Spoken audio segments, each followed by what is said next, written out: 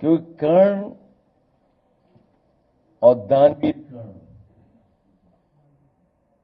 दानवीर कर्ण और त्याग का इतना बड़ा उदाहरण कहीं नहीं मिलता जो महाभारत में हम कर्ण के माध्यम से सीखते हैं, देखते हैं और सुनते हैं।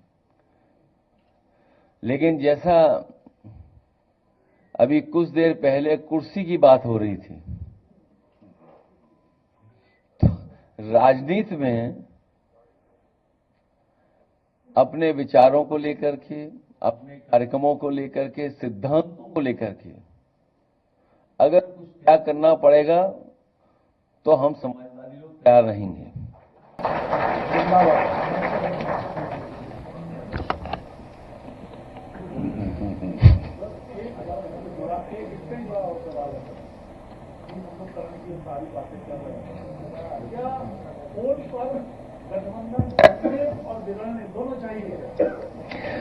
देखिए, कर्ण पे जब हम लोग पढ़ते हैं, मुझे याद है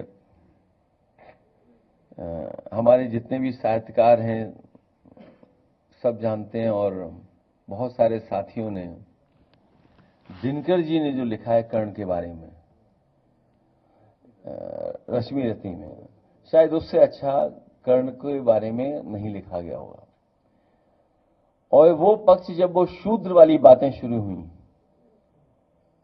वो शायद इतना स्पष्ट तरीके से और जिस भाव के साथ लिखा गया, शायद कोई बड़ा उसके अलावा लेख नहीं आया। जो गठबंधन था वो ऐसा गठबंधन था जो बाबा साहब भीमराव अम्बेडकर जी, डॉक्टर राम मनोहर लोहिया जी करना चाहते थे अपने जीवन काल में, वो नहीं कर पाए। इसीलिए आपको याद होगा उस समय मैं कहता था कि सपा बसपा का गठबंधन ये देश की राजनीति को बदलेगा। लेकिन कुछ परिस्थितियां ऐसी रहीं जिसकी वजह से वो गठबंधन नहीं चल पाया। और बात बहुत छोटी आई है, किसने किसका फोन नहीं उठाया, किसने किसको फोन किया, आप सोचिए। और उस समय का आपके पास रिकॉर्ड भी होगा। मेरे मंच में, मेरे बगल में बहुत ही पुराने बहुजन समाज पार्टी के नेता बैठे थे, और जिस समय मुझे सूचना मिली कि सपा बसपा का गठबंधन तोड़ दिया गया है या सपा बसपा का गठबंधन आगे नहीं रहेगा, तो सबसे पहले मैंने उन्हीं से पूछा। मुझे अभी भी याद है, मेरी बाईं तरफ बैठे थे वो। मैंने कहा अब क्या करें और क्या करना चाहिए हम लोग को। उन्होंने कहा कि हमें भी ऐसे ही धोखा मिला था, आपको भी धोखा मिल गया।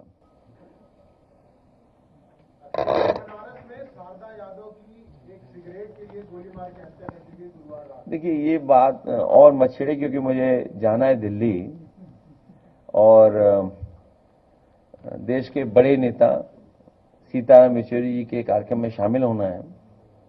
वो नेता ऐसे रहे जिन्होंने विचारधाराओं को जोड़ा, विचारधाराओं के बीच में सेतु बन के रहे। जहां तक सवाल आपने पूछा है, बनारस ही नहीं, पूरे उत्तर प्रदेश के अगर आप आंकड़े निकालेंगे, और एनसीआरबी के आंकड़ों के माध्यम से मैं कहता हूं कि सबसे ज्यादा इस तरह की घटनाएं अगर कहीं हो रही तो उत्तर प्रदेश में हो रही हैं। कभी केवल छोटी बात को लेकर के, जो घटना बनारस की आप बता रहे हो, सोचिए जान ले ली गई उसमें। ऐसी बहुत सारी घटनाएं उत्तर प्रदेश में देखने को मिलती हैं आए दिन, और इसलिए मिल रही हैं क्योंकि जितना पुलिस विभाग है वो पूरा का पूरा पुलिस विभाग साजिश और षड्यंत्र करने में लगा हुआ है। कोई घटना अगर की है, मान लीजिए फेक इनकाउंटर किया है, तो फेक इनकाउंटर के तार जोड़ने के लिए आपको घंटों साथ बैठना पड़ेगा। क्या आप कल्पना कर सकते हैं 3 साढ़े 3 बजे फेक इनकाउंटर हो और 5 सवा 5 पे आपके पास प्रेस नोट चली आए, और फिर तार मिलाए जाए, बैग कहां से आया, मोटरसाइकिल कहां से आई, नए कपड़े कैसे बैग में मिले। और मैं समझता हूं अभी भी व्यापारी संतुष्ट नहीं होगा। जो बरामदगी हुई है, जो चीजें उसकी गई हैं, बरामदगी पूरी नहीं हुई अभी तक।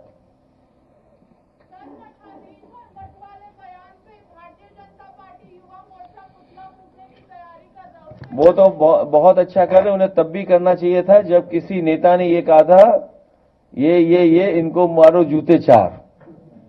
तब ये साधु संत कहां थे? तब कहां थे ये साधु संत? इसमें किसी को बुरा नहीं मानना चाहिए। और आजकल तो गूगल का जमाना है, आप मठाधीश का जो एक्सप्लेनेशन देख लो उसमें गूगल में ही। क्या गूगल के खिलाफ भी वो लोग जाएंगे कहीं और? क्या गूगल का भी धरना प्रदर्शन करके पुतला फूकेंगे आप लोग?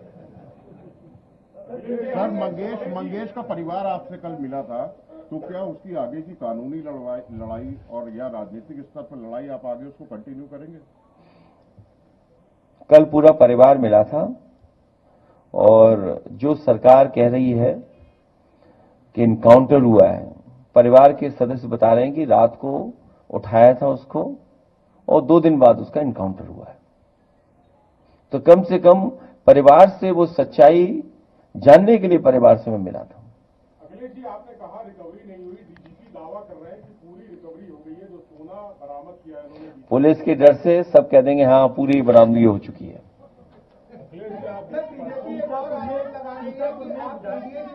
लेकिन खाली एक जाति को लेकर चल रहे हैं।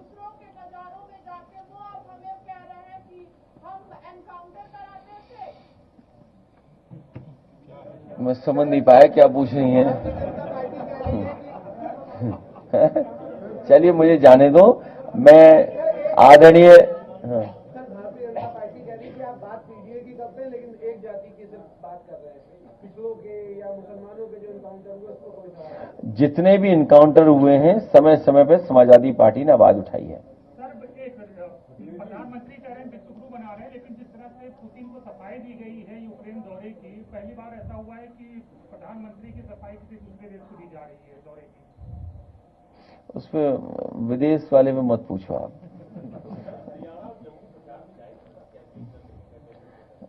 पार्टी के संगठन के लोग बुलाएंगे तो जाएंगे, क्योंकि 370 के बाद पहली बार चुनाव जम्मू कश्मीर हो रहा है, इसलिए समाजवादी पार्टी लड़ रही है।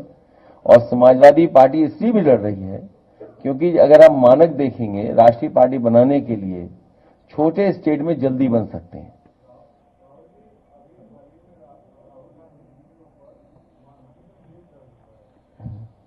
मुझे लगता है यहां भी हमारे ऊपर भी मानहानि का केस दर्ज होने जा रहा है।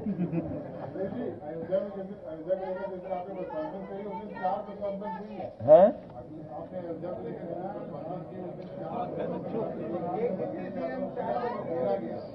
देखिए, ये हमारे पत्रकार साथी बहुत महत्वपूर्ण सवाल पूछ रहे हैं और उन्होंने ये कहा,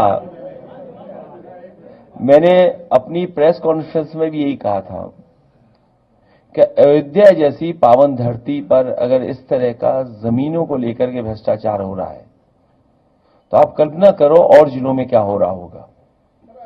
भारतीय जनता पार्टी और उनके तमाम पदाधिकारी और नेता जब से इनकी सरकार बनी है जमीनों के काम कर रहे हैं। सबसे बड़े भूमाफिया के रूप में उभर करके आई है पार्टी। केवल जमीनें नहीं, कई जगह इन्होंने तालाब कब्जा किए हैं, तालाब भी समाप्त कर दिए हैं। आपके लखनऊ शहर में ही कई तालाब खत्म कर दिए और प्लॉटिंग हो रही है। तो बीजेपी भारतीय जनता पार्टी नहीं, भारतीय जमीनी पार्टी बन गई है।